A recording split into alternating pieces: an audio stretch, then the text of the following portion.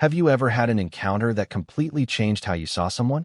I'm about to share a story that still gives me goosebumps when I think about it. It's about my neighbor, a man I'd always assumed was straight, and how one phrase he uttered while standing in my doorway changed everything between us. Before I dive into what happened that evening, let me tell you a bit about myself and the circumstances that led to this unexpected moment. I moved into the Oakwood apartments about 2 years ago after landing a job at a design firm downtown. I'm a 28-year-old graphic designer who's been out since college, though I've always been somewhat reserved about my personal life. The apartment complex is nothing special. 3 floors of identical units arranged around a small courtyard with a sad excuse for a fountain that works maybe half the time. But the rent was reasonable, and the location was perfect for my commute. My first week there, I was struggling to carry groceries up the stairs when I first encountered him, James, my next-door neighbor in apartment 2B.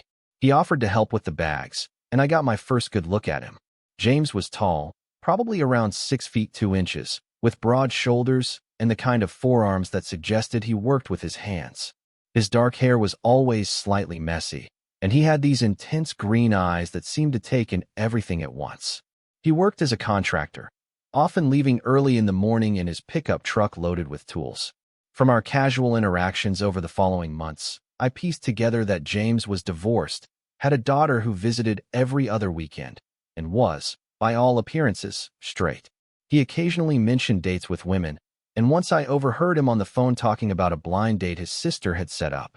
I'd be lying if I said I wasn't attracted to him, but I filed those feelings away in the box labeled Impossible Crushes and focused on building a friendly neighbor relationship instead. Our building was diverse but close-knit. Mrs. Patel from 1A always brought homemade samosas to the building meetings. The college students in 3C threw parties that were just loud enough to be noticeable but not enough to complain about. And then there was James, who seemed to know everyone and was always offering to help fix things around the building. I noticed how he'd change the light bulbs in the hallway without being asked, or help Mrs. Patel carry her groceries. Small kindnesses that made him well-liked by everyone. Our interactions were pleasant but limited. A quick hello in the hallway, occasional small talk about the weather or parking issues, and sometimes a deeper conversation when we happened to be checking our mail at the same time.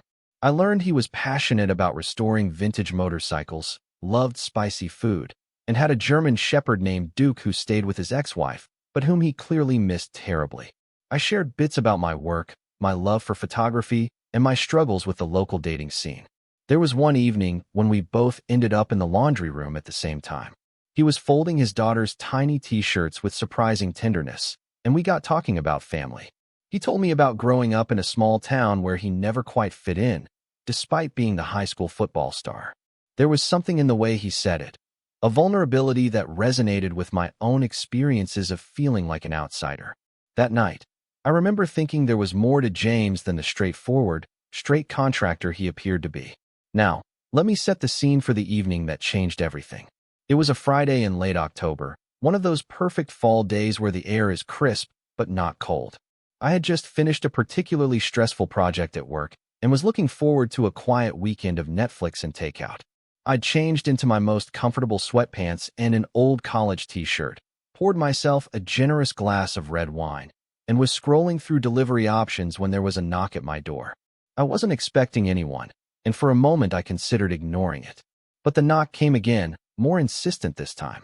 I set down my wine and padded to the door, checking through the peephole to see James standing there. He looked different somehow, tense, almost agitated. He was wearing a simple black t-shirt that fit him perfectly and jeans that had seen better days. His hair was damp like he'd just showered, and there was an intensity about him that made my heart rate pick up. When I opened the door, he didn't say hello or offer any explanation for his visit. He just stood there in my doorway, filling the frame with his presence. The hallway light behind him created a silhouette that emphasized his broad shoulders. For several seconds, neither of us spoke. I remember noticing the scent of his soap or cologne, something woodsy and subtle that seemed to pull me toward him. "Can I come in?" he finally asked, his voice lower than usual. I hesitated, confused by his demeanor and unexpected appearance. That's when he said it, the phrase that would replay in my mind countless times afterward. "Don't make me ask twice." There was something in his tone, not threatening, but commanding in a way that sent a shiver down my spine. It wasn't what I expected from the friendly, helpful neighbor I thought I knew. In that moment, standing in my doorway with his green eyes locked on mine, James was revealing a side of himself I'd never seen before. I stepped back wordlessly, making space for him to enter. As he walked past me, I could feel the heat radiating from his body. My apartment suddenly felt too small, too intimate for this new tension between us. I closed the door and turned to find him standing in the middle of my living room, looking at me with an expression I couldn't quite read. "Is everything okay?" I managed to ask, my voice sounding strange to my own ears.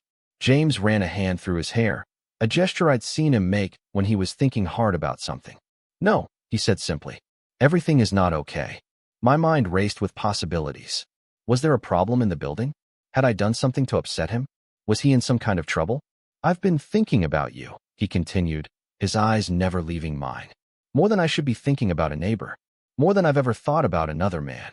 The air seemed to leave the room all at once.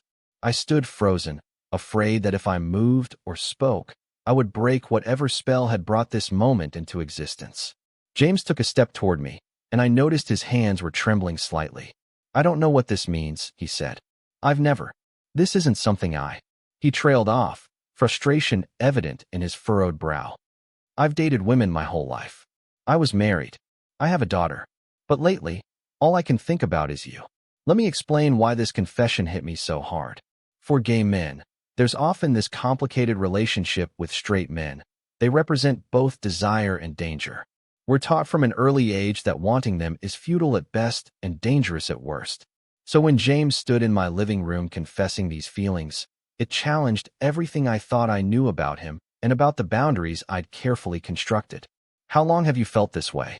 I asked, trying to ground myself in practical questions when everything else felt so uncertain.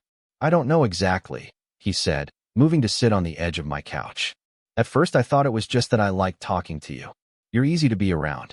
But then I started noticing things, the way you smile, how your eyes crinkle at the corners when you laugh, the way your hands move when you're explaining something you're passionate about." He looked down at his own hands. "I've never been attracted to a man before. I didn't think it was possible for me. But here we are." The tension in the room was palpable. I stood there, still processing his words, when he looked up at me with those intense green eyes. "Say something," he said. "Please." I took a deep breath. "I'm attracted to you too," I admitted. "Have been since the day you helped me with my groceries. But I never thought—" I gestured vaguely between us. "I never thought this was a possibility." James stood up then, closing the distance between us in 2 long strides. He stopped just short of touching me, close enough that I could see the flecks of gold in his green eyes, the slight stubble on his jaw. "I don't know what I'm doing," he said quietly. "I don't have a roadmap for this. But I know that I want to be closer to you, and it's driving me crazy trying to fight it." The power dynamics between us were shifting moment by moment. Here was this man who embodied a certain kind of traditional masculinity, strong, capable, a father, revealing vulnerability and uncertainty. And me, who had always been so careful about my feelings, suddenly finding myself in a position where I needed to be the confident one. "We don't need a roadmap," I said, finally finding my voice. "We can just be 2 people who are drawn to each other, figuring things out as we go." Something changed in his expression, then, relief mixed with determination. He reached out slowly, giving me time to pull away, and placed his hand on the side of my face. His palm was warm and slightly rough against my cheek. I leaned into his touch, and that small movement seemed to break the last of his hesitation. When he kissed me, it wasn't tentative or questioning.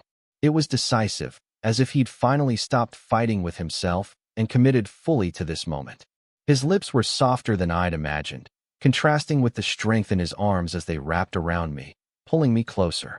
That first kiss broke something open between us, all the tension and uncertainty transforming into a different kind of energy. We moved from the living room to my bedroom in a blur of discarded clothing and increasingly urgent touches. There was an intensity to our connection that night that I'd never experienced before, perhaps because it was new for him, or perhaps because we'd both been suppressing these feelings for so long. Afterward, lying in the quiet darkness of my bedroom, I waited for regret or awkwardness to creep in. Instead, James propped himself up on one elbow and looked at me with a softness I hadn't seen before.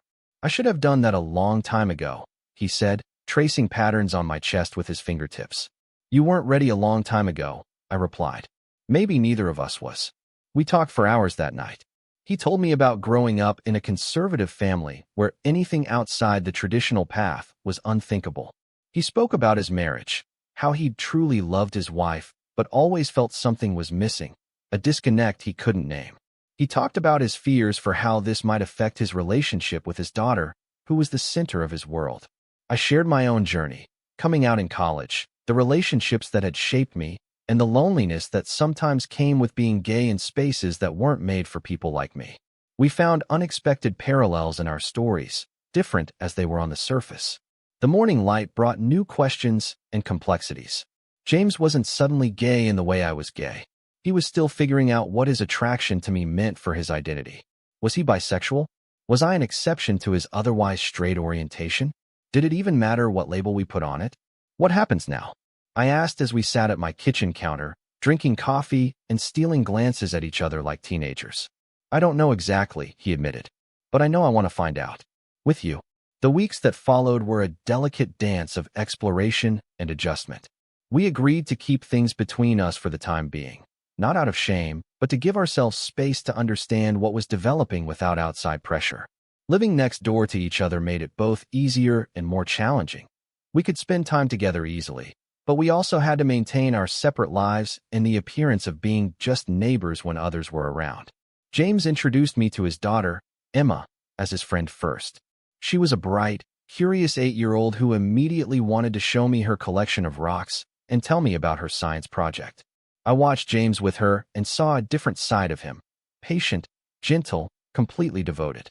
Over time, as our relationship solidified, we had age-appropriate conversations with her about how sometimes grown-ups can be more than friends. Her main concern was whether this meant she could have ice cream when she visited both of us now. There were challenges, of course. James's parents struggled with his revelation, though his sister became an unexpected ally. Some of his construction colleagues made comments that ranged from ignorant to hurtful, and I had to navigate my own friend's skepticism about dating someone who had previously identified as straight, their well-intentioned warnings about being a phase or an experiment. But through it all, what sustained us was the connection we'd built that night and in the days that followed. James approached our relationship with the same care and dedication he brought to his work, attentive to details, committed to doing things right, willing to learn and adjust when needed. And I found myself growing in ways I hadn't expected, becoming more patient, more open to possibilities I hadn't considered before. 6 months after that night when he stood in my doorway, we decided to move in together. We found a larger apartment in the same building, one with enough space for Emma to have her own room when she stayed with us. The night we finished unpacking, James pulled me onto the balcony of our new place. The city lights spread out below us. I never thought my life would look like this, he said, his arm around my waist. But now I can't imagine it any other way. I leaned into him, thinking about the journey that had brought us here. All because you stood in my doorway and said, "Don't make me ask twice." He laughed, the sound rumbling through his chest. I was terrified, you know. I had no idea what I was doing. I just knew I couldn't go another day without telling you how I felt. I'm glad you found the courage, I said, turning to face him. And I'm glad you didn't have to ask twice.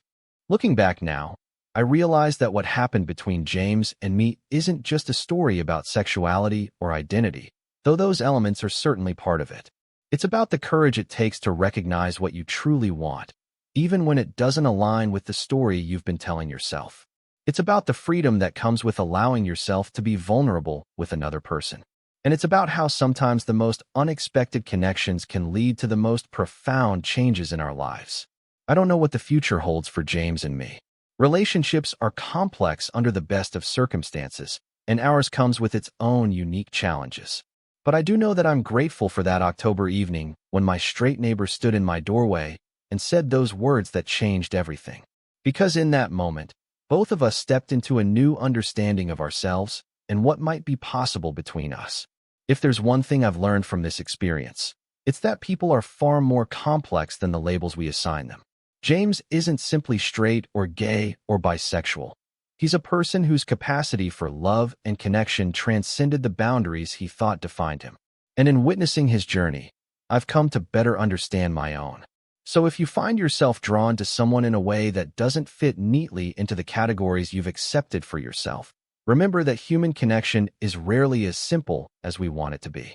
Sometimes the most meaningful relationships are the ones that challenge our assumptions and invite us to see ourselves and others in a new light. After all, you never know when someone might stand in your doorway and say something that changes everything. Total_char_count, 17,902.